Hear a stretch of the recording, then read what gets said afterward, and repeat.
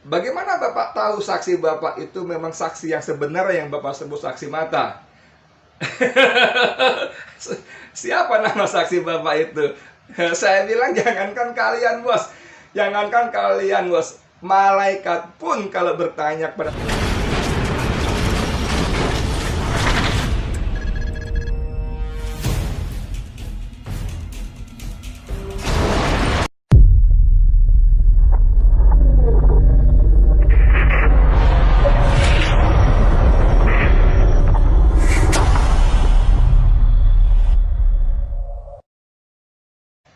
Assalamualaikum warahmatullahi wabarakatuh. Dengan saya Edi Mulyadi. Saudara sekalian, seperti sudah saya sampaikan dalam video saya kemarin, bahwa kemarin Kamis tanggal 17 Desember 2020 saya mendatangi Bareskrim untuk memenuhi panggilan dari penyidik yang memeriksa saya seputar liputan saya tentang kilometer 50 tol Jakarta Cikampek yang terkait terjadi penembakan terhadap 6 anggota Laskar FPI yang tewas. Itu panggilan kedua yang saya baru hadir, karena panggilan pertama 14 Desember hari Senin kemarin saya ada kegiatan lain sehingga saya tidak datang, dan saya sudah menyampaikan. Jadi kalau ada teman-teman wartawan Edi Mulyadi mangkir, no, salah. Saya datang, saya memberi kabar bahwa saya tidak bisa hadir. Itu, jadi bukan mangkir saudara. Dan tanggal 18 kemarin hari Kamis, 17 kemarin hari Kamis saya datang. Banyak teman yang bertanya, bagaimana jalannya pemeriksaan waktu pulang keluar dari ruang Bareskrim itu. Memang teman-teman banyak wartawan juga tanya segala macam, dan saya sudah jelaskan secara singkat. Nah, hari ini, pagi ini, di video ini saya juga ingin menjelaskan bagaimana kronologis kejadiannya di Bareskrim itu. Saya datang kira-kira pukul 13, lalu karena saya masih ketemuan janjian dengan teman-teman sebagian tim lawyer kami, maka kami baru bisa ke atas ke Bareskrim lantai 4 itu sekitar pukul 14 kurang. Lalu di situ pertama sekali ternyata ada aturan baru bahwa setiap orang yang datang di Bareskrim harus dites, yang dicolokin kapas ke hidung gitu loh, dia bilang tes swab antigen gitu ya. Alhamdulillah kami berempat, saya dan 3 lawyer diperiksa untuk dan mendampingi. Itu hasilnya semua negatif, tidak reaktif apalagi positif. Alhamdulillah. Maka pemeriksaan dilanjutkan kira-kira mulai jam 14 lah begitu. Bagus, polisinya bagus, anak-anak muda usianya masih 30-an. Ramah banget, cerdas, kadang-kadang bercanda-bercanda juga, dan yang paling penting mereka juga sopan. Selain sopan, mereka juga bisa disebut secara emosi kejiwaan juga lumayan matang. Artinya saya mau bilang begini, ketika saya dan mereka terjadi perbedaan pendapat yang cukup sengit, misalnya tentang satu, saya sebagai saksi, kita teman debat, tapi mereka bisa menekan emosi, tidak tampak marah begitu, enggak. Baguslah, saya salut dengan anak-anak muda ini, para penyidik yang bisa menempatkan diri secara profesional. Top. Kepada siapa ya? Bung Sigit, Kabar Eskrim, anak buah Anda yang periksa saya top. Keren, pintar, dan secara emosi cukup matang. Oke, itu yang pertama, seputar awalan gitu. Lalu seperti biasa, seperti biasa ditanya apakah Anda bersedia diperiksa. Saya tanya, ini kasusnya apa, masalahnya apa? Ini masalahnya terkait dengan peristiwa di KM 50 yang jadi laporan reportase Anda dalam video yang diunggah di Bang Edi Channel. Nah, saya tanya, kalau gitu terlapornya siapa?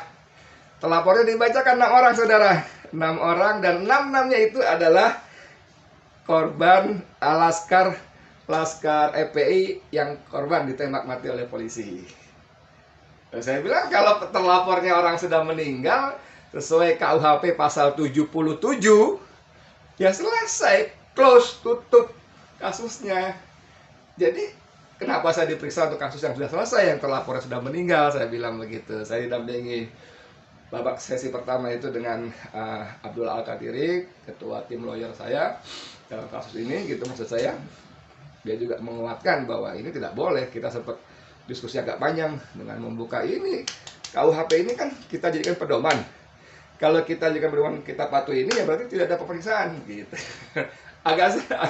agak makan waktu itu gitu. Kemudian ditanya, tapi kan Bapak saksi. Saya bilang, saksi apa?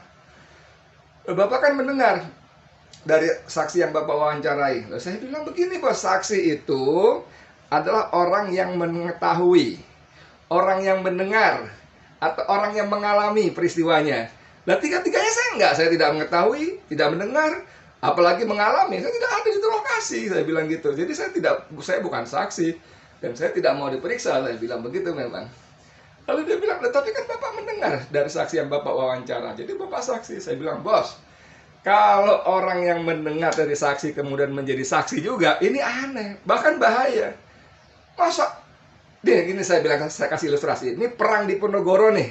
Perang di Ponorogo itu saya mendengar ceritanya. Tapi kan tidak bisa dibilang saya menjadi saksi perang di Ponorogo hanya karena mendengar ceritanya. Kan begitu. Ini juga saksi itu yang mengalami, yang mendengar, yang mengetahui peristiwanya pada saat kejadian gitu. Kalau saya tidak di tempat, saya datang hari kedua setelah peristiwa. Nah, ini agak panjang makan waktu. Dan tadi saya ulang lagi bahwa ternyata kita berbeda pendapat cukup tajam, tapi penyidik profesional, tidak emosi, tetap ramah. Top. Keren. Ini kalau saya suka, saya senang berhadapan dengan polisi-polisi yang seperti ini. Cerdas, sopan gitu ya. Itu bagus. Kemudian saya bilang, saya menolak diperiksa sebagai saksi. Tolong. Mereka tanya, alasannya apa? Satu, saya bilang pertama, terlapor sudah meninggal, jadi kasus close sesuai pasal 77 KUHP. Kedua, saya bukan saksi. Di panggilan, surat panggilan saya disebut sebagai saksi, dan saya bukan saksi. Jadi nggak tepat memeriksa saya. Yang ketiga, kalau terkait dengan liputan saya di kilometer 50, maka itu adalah produk jurnalistik. Dan kalau produk jurnalistik, saya tunduk dengan Undang-Undang Nomor 40 Tahun 99 tentang pers. Ya kan? Dan di situ disebutkan bahwa produk jurnalistik itu sebuah hukum yang secara khusus lex spesialis, sehingga kalau ada masalah dengan kasus-kasus jurnalistik, maka yang menjadi rujukan adalah Undang-Undang Pers, bukan KUHP dan sebagainya. Itu yang ketiga alasannya. Yang keempat lebih penting lagi, yang tidak kalah pentingnya maksud saya, yang keempat adalah Polri dan Dewan Pers itu sudah ada MOU yang menyatakan bahwa kalau ada keberatan masalah dengan produk pers, itu tidak semerta-merta bisa dibawa ke polisi, tapi melalui Dewan Pers. Lalu penyidik penasaran tuh, dia googling, kemudian dia cetak. Nah, begitu cetak, saya bacakan nih, ini pasal-pasal saya coret nih, pasal sekian, begini. Intinya, kalau ada keberatan, kalau ada masalah, itu disebutkan pihak pertama itu Dewan Pers, pihak kedua itu Polri, akan mengarahkan, nah kita sebutkan di kalimat yang lain, mengarahkan untuk melalui tahapan-tahapan berjenjang, antara lain hak jawab dan sebagainya dan seterusnya. Kalau ada sengketa, maka akan diperiksa oleh Dewan Pers dan diputuskan oleh Dewan Pers apakah ini masalah pidana atau masalah jurnalistik. Gitu, bos. Jadi itu yang makan waktu agak panjang, kita beda pendapat, dan saya katakan saya tidak bersedia diperiksa. Gitu. Cuman karena saya paham mereka ini anak muda ini kan cuma terima perintah dari atasan, ya kan? Kalau saya ngotot tidak mau segala macam, kasihan juga kan kalau mereka nanti dimarahi atasannya. Oke, ngobrol-ngobrol, kemudian berubah menjadi BAP. Oke, saya bilang catat aja tadi yang 4 alasan tadi bahwa saya tidak mau diperiksa sebagai saksi. Tidak mau diperiksa, maksud saya tidak mau diperiksa. Dan waktu berlanjut sampai menjelang maghrib, saya bilang, saya selesai. Masih banyak pertanyaan. Oh, masih banyak, Pak. Saya bilang, saya nggak mau. Stop pemeriksaan. Oh, masih banyak, Pak. Nggak mau. Stop pemeriksaan, saya bilang gitu.